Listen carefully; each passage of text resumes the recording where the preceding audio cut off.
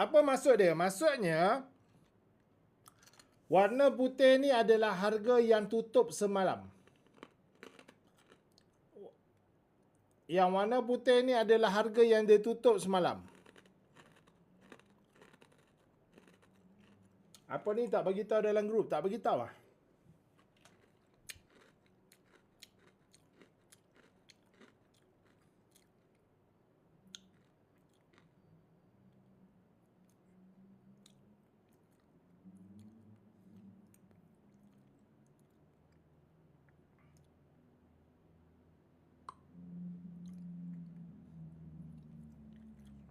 Saya lupa, geng.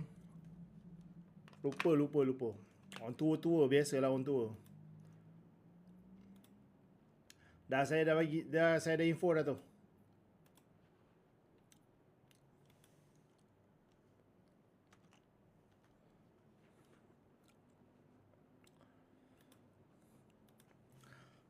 Okey, putih ini adalah harga yang tutup semalam, maknanya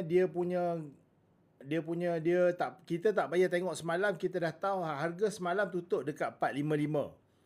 Kemudiannya yang warna hijau ini adalah kalau harga tu naik bermakna harga itu akan tutup hijau hari ni. Kalau harga tu tutup mana-mana harga ni, maknanya dia akan tutup hijau hari ni. Kalau harga tu turun bawah 45.5, dia akan tutup merah hari ni. So, ini menunjukkan candlestick tu akan pergi ke mana. Boleh? Okey. Kemudian yang kedua. Apa benda yang dekat sini? Ini maksudnya apakah perbezaan ataupun berapakah kenaikan ataupun penurunan. Kalau penurunan dia negatif, kalau kenaikan dia positif. Boleh? Kita ambil detail dulu. Saya kalau belajar dengan saya, memang saya ambil detail dulu.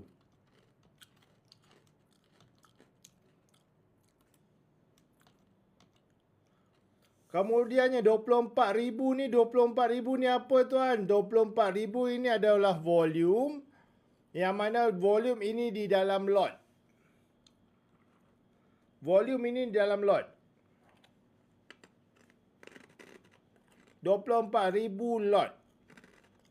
24,000 tu termasuk apa? Dia masuk buy ataupun sell. Dua-dua sekali.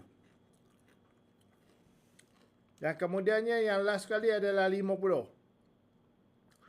50 ini adalah transisi baru, transisi yang terbaru. Transaction terbaru. The latest transaction. Kalau warna merah, jual. Kalau warna hijau, buy.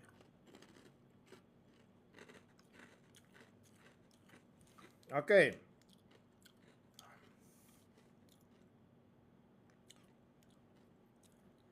Kemudiannya kita tengok kepada warna kuning. Warna kuning ni mewakili apa? Mewakili benda ni.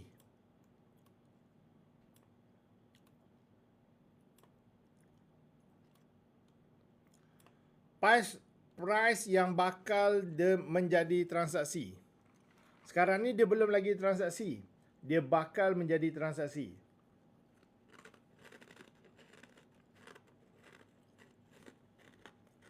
Sorry geng, kita mengunyah ke.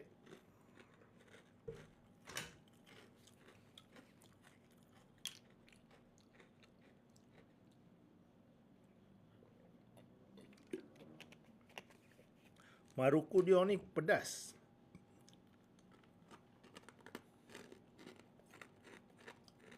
Bincang apa ni? Market depth. Kemudiannya yang 35 ni, ini adalah jumlah key in. Apa yang jumlah key in? Berapa orang yang key in? M Plus Global ada interface sama ke? Ya, kat PC sama.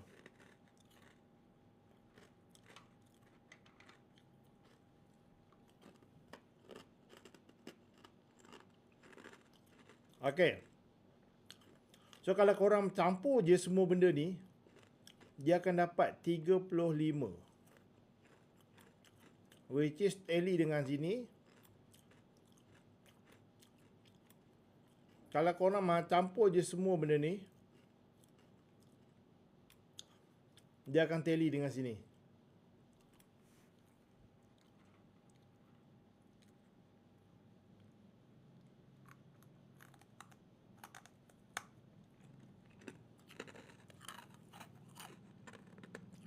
Tuan nak tanya kalau RHB buy dia sell, sell dia buy, betul ke? Saya tak faham. Contoh ada 4 orang tunggu, bukan macam ni ya. Ini adalah jumlah yang kita key in. Maknanya ada 4 orang key in menghasilkan 1000 lot. Exactly macam mana tuan? Exactly kita tak boleh tahu. Ada 7 orang key in 1400 lot. Ada 6 orang key in 800 lot.